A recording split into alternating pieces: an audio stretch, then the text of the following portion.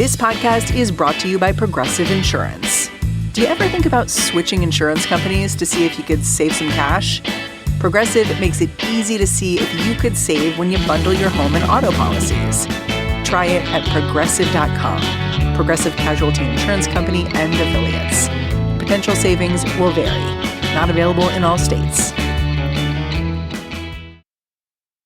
Save on Cox Internet when you add Cox Mobile and get fiber-powered internet at home and unbeatable 5G reliability on the go.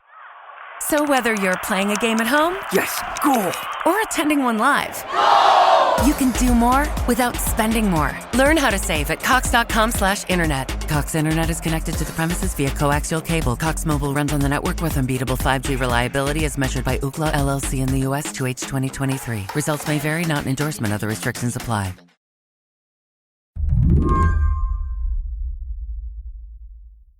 Earlier this week, a military jet touched down on a sunny landing strip in Cuba. Inside were prisoners, migrant prisoners. They were handcuffed in matching gray sweatsuits, the first of what Donald Trump says could be tens of thousands of immigrants being relocated to a detention center that Americans have been trying to close for more than a decade now. That detention center, of course, is Guantanamo Bay.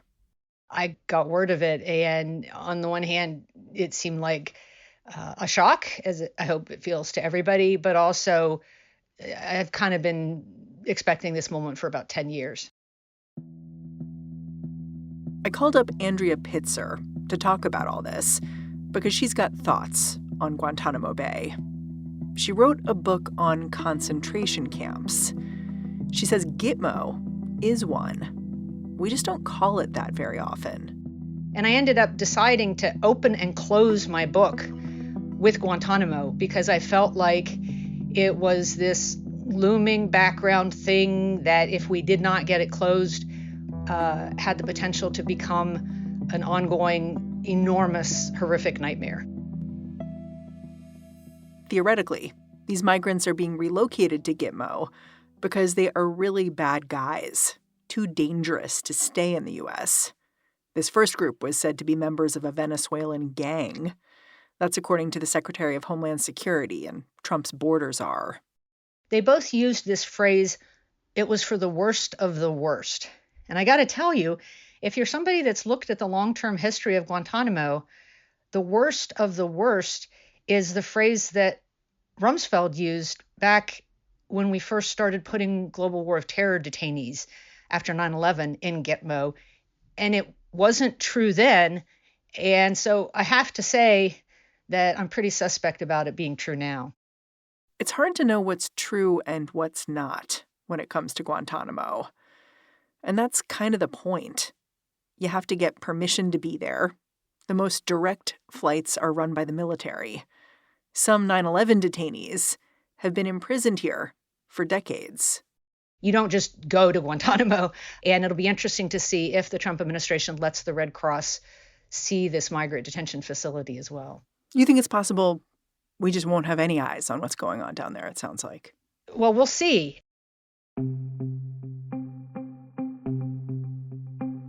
Often in these kinds of detention settings around the world, governments are somewhat proud of what they're doing. You know, Trump is proud of this rhetoric of the worst and that we're solving this problem. And there's a lot of people that are going to want to grandstand. Sometimes they just get so deluded thinking they're actually doing a good thing that they bring people in and let them see just how bad it's gotten. Today on the show, what it means that Guantanamo Bay is open for business again. I'm Mary Harris. You're listening to What Next? Stick around.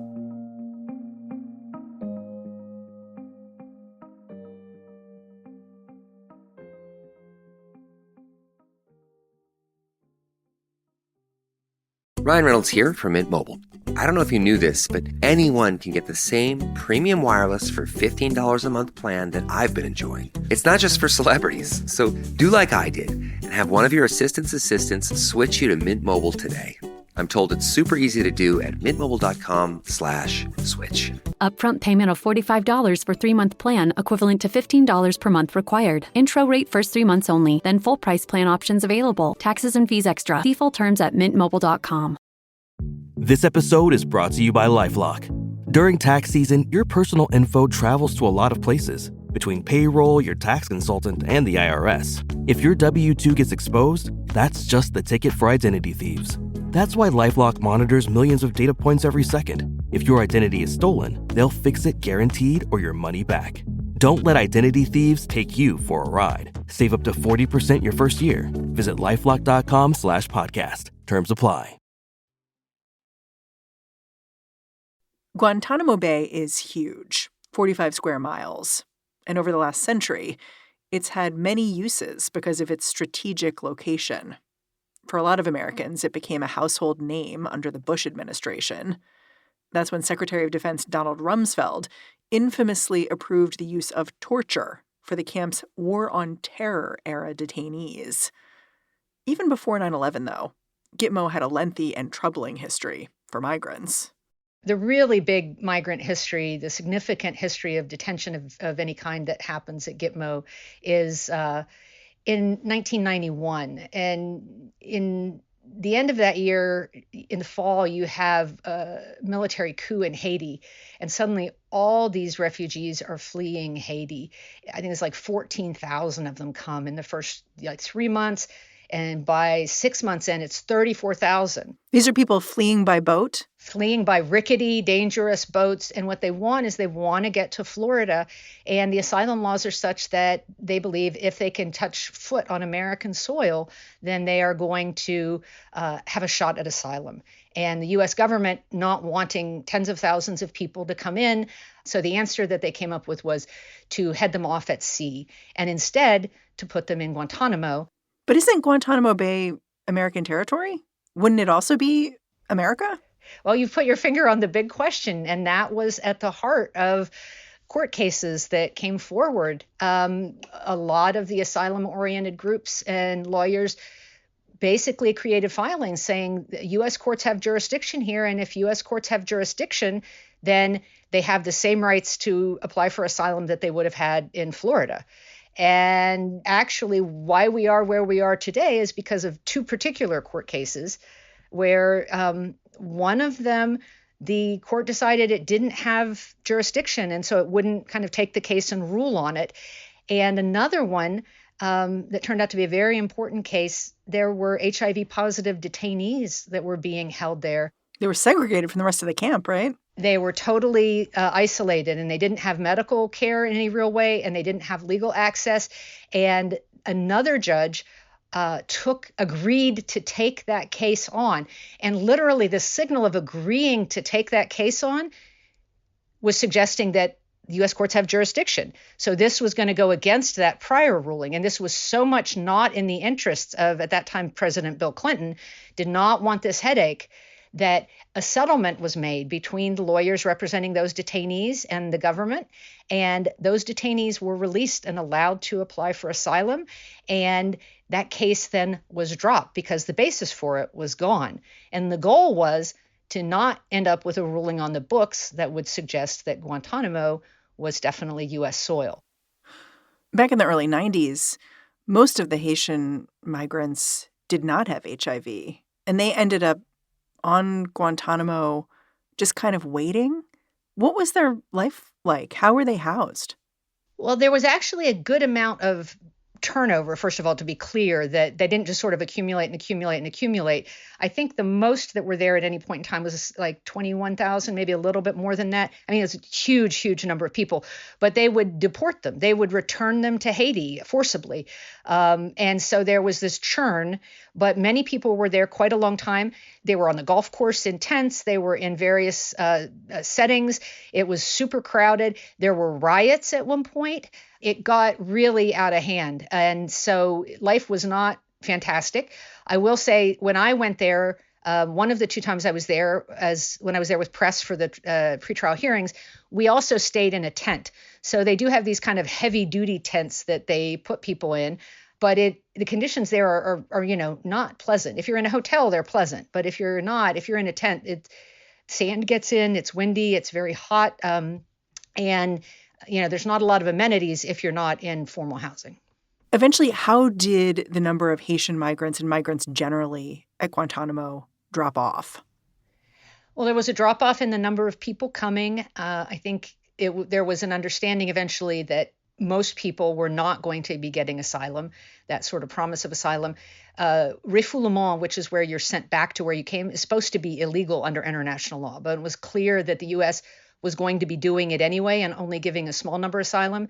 The people coming away from Haiti, the people emigrating, those numbers did drop. So it worked as a deterrent. It worked briefly as a deterrent, but conditions in Haiti also subsided. But in 1994, there was another huge wave of Cubans and Haitians that came, and the Cubans were differentiated from the Haitian migrants, and it was decided the Cubans were actually political refugees, but the Haitians, they decided for the most part, were economic refugees. And so there was this really what was seen as pretty political division of two groups of people that were both refugees, but one was allowed to come to the U.S. and one wasn't. Yeah, it seems straightforwardly colorist, racist, if you want to put it like that.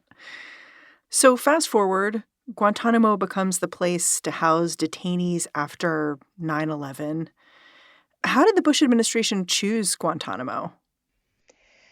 Well, it was described as the least worst place, as Rumsfeld would describe it, that there was no good place to put these guys, but it was the least worst place.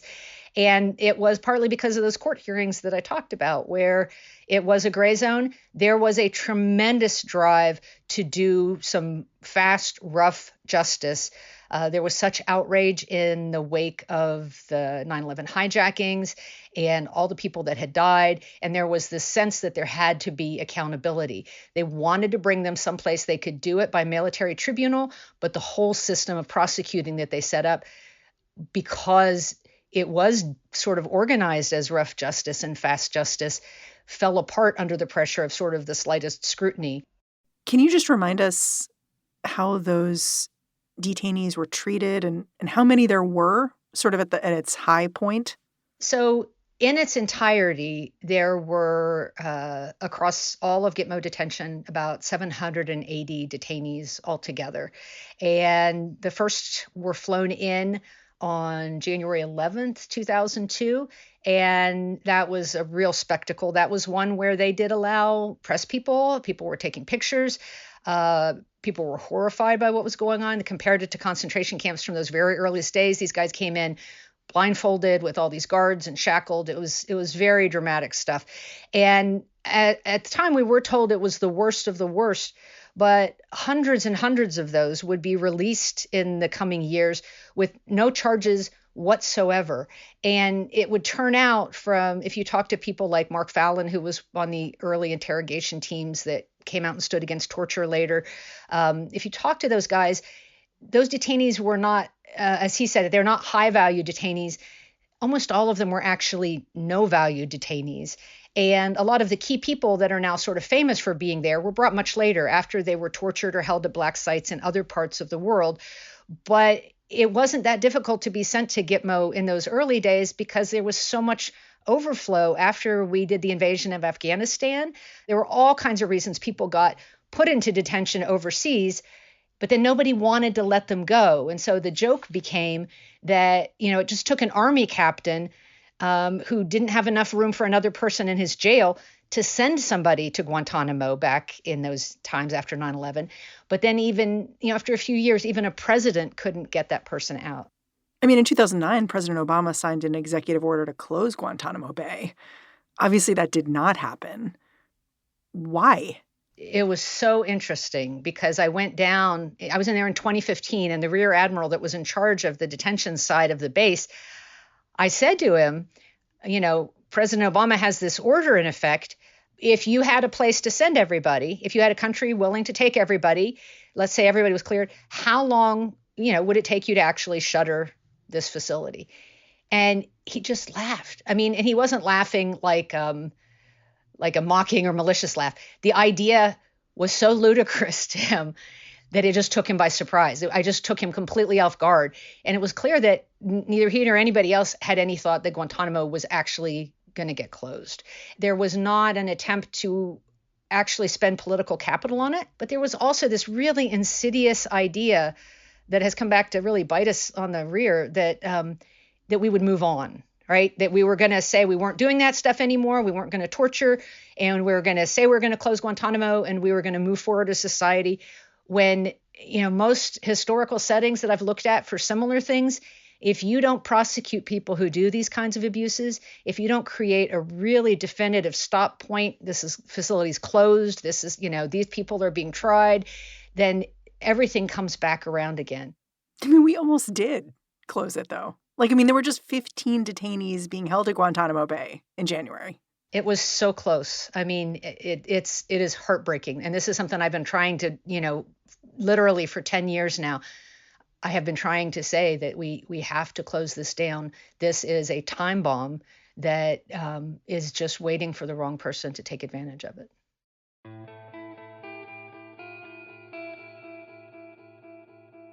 After the break, why history contains warnings about what happens at Gitmo now.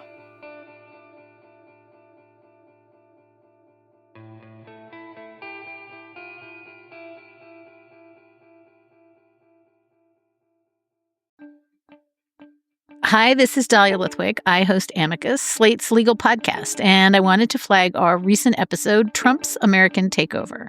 Americans have this idea that when democracy fails, it's going to fail with tanks in the streets. Listeners are saying that Professor Kim Lane Shepley gave the single best explanation they have yet heard of how autocracy uses the law to establish itself and what we can do about it. Another listener writes, I think I needed some contextual grounding amidst the maelstrom. Dahlia Lithwick's Amicus podcast was immensely grounding. Not like I have a lot of experience with my government becoming an autocratic hellscape. You and me both, sister, you and me both. Everything that this administration does now that is bringing down democracy and causing pain should be met with friction. You may not be able to stop it, but you can slow it down. Listen to Amicus with me, Dahlia Lithwick. Search Amicus wherever you get your podcasts. In recent years, the U.S. government has housed just a few dozen migrants at Guantanamo Bay.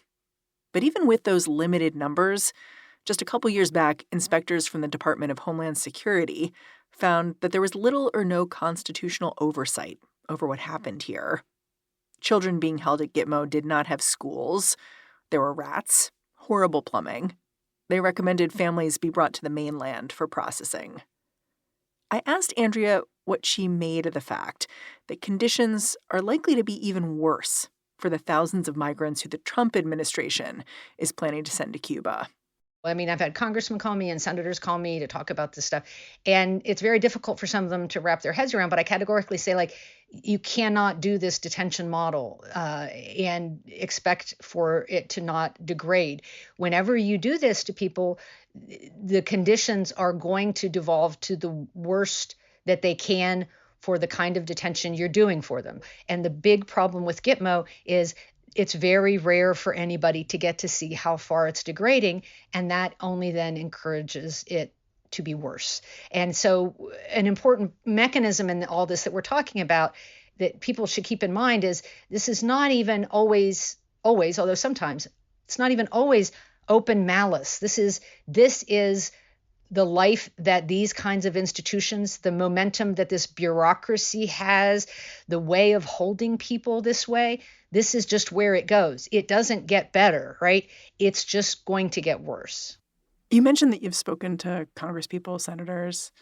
Some of them must say to you, "Oh, you're such a bleeding heart. We have to do something, and isn't there some compromise here? And how can you say that incarcerating people, maybe people who have broken the law, who've immigrated here, how can you say this always devolves? Because we have to do something." What do you say to them?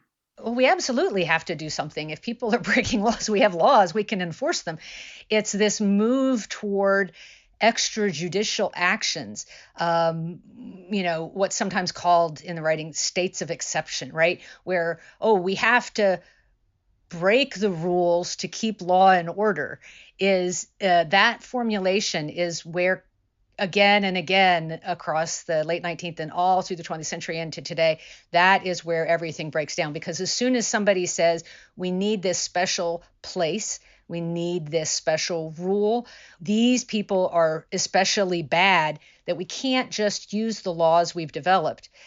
We have to have this special thing. And usually they ask for it for just a little bit of time, but rarely does it stay just a little bit of time. And so some of the concessions have been most countries have a brief period where you can hold people without charging them, especially if there's like unrest, if there's a state of emergency declared. But it's this constant desire to have an ongoing place where we don't make the regular rules apply that is dangerous, and not just to those people that are supposedly the worst of the worst, who usually turn out not to be quite as billed. But also it's dangerous to the rest of us, because when you can break the rules for one set of people, then whoever's in charge can just expand or change that population of who that gets applied against. Yeah, I get the sense that for you, Guantanamo is a little like Chekhov's gun. Like it's there at the beginning of the play. You know it's going to go off. Why? Really, because I've seen it again and again. And an example I give sometimes, if people just need something outside their own frame of reference that they've been hearing about for years. Everybody already has kind of an idea about Gitmo, but let's just move it to a different place for a second and say it's late 1930s and Franco is dictator of Spain, and the Spanish Republicans and George Orwell and some other people are out there, fighting against the dictatorship or reporting on it. And they're losing. So more than 400,000 Spanish Republicans in a matter of like 12 weeks flee across the northern border of Spain into southern France. So completely, France is very destabilized already. You've got Germany, everybody kind of has a sense might be going to be starting a war any day here. And all these people are coming across the border. France doesn't want them in their cities, doesn't want to be destabilized. So they shove them out into these remote areas, into these makeshift camps in tents or in really flimsy barracks.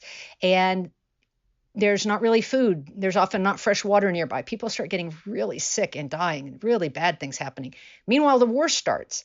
So then France decides, as they did in World War I, they're going to lock up enemy aliens. So people who were born in Germany that happen to be in France, they're going to lock them up. So now in with the Spanish Republicans, you've got Germans, except that what are the Germans? Which Germans are in France in 1939? They're Jews fleeing Germany, right? And so now you've got Jews locked up in detention camps with Spanish Republicans in these remote areas, and then France falls.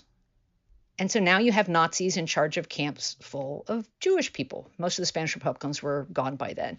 And many of those people get deported to Auschwitz. And I'm giving you a very simple version of it.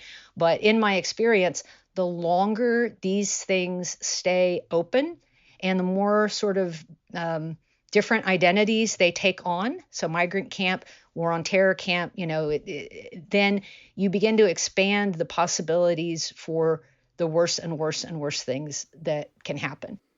It's interesting hearing you talk because I struggled a little with your framing of concentration camp, because I think a lot of people hear concentration camp, they think Nazi death camp.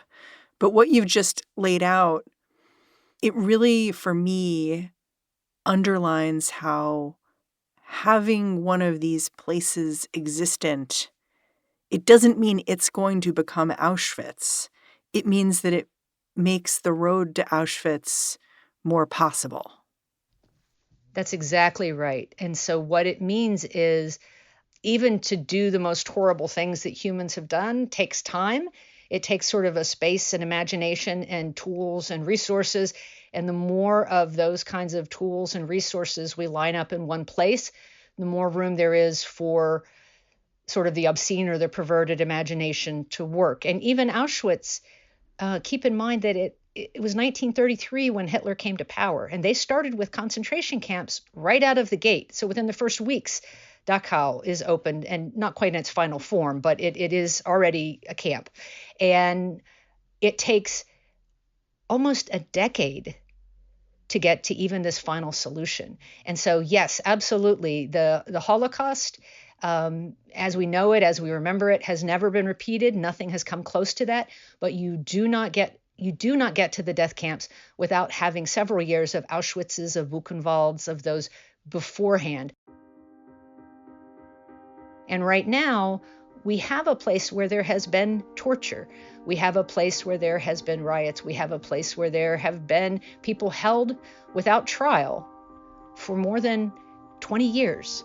And those are some of the most dangerous seeds that humanity can plant. Andrea, I'm really grateful for your time. Thanks for coming on the show. Thank you so much, Mary. Andrea Pitzer is the author of One Long Night, A Global History of Concentration Camps. And that's our show. What Next is produced by Paige Osburn, Elena Schwartz, Rob Gunther, Anna Phillips, Madeline Ducharme, and Ethan Oberman. Ben Richmond is the Senior Director of Podcast Operations here at Slate, and I'm Mary Harris. Thanks for listening. Catch you back here next time.